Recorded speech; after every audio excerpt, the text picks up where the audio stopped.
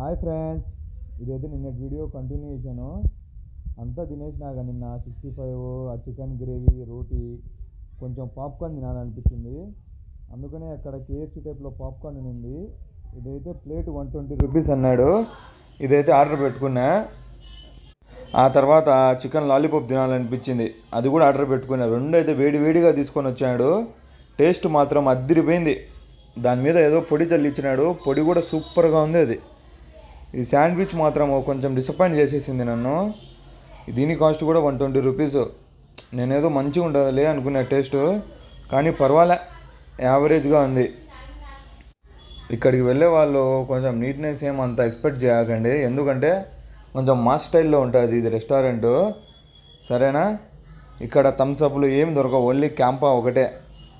Taste మాత్రము కంపల్సరీగా 65 try చేయండి. ఇక్కడ మయోనీస్ కూడా ఏమంత బాగాలేదు, అది కూడా యావరేజ్గానే ఉంది. సరేనా ఫ్రెండ్స్? బాయ్. అలాగైతే ఉంటా. సరేనా? Bye, tata, see you.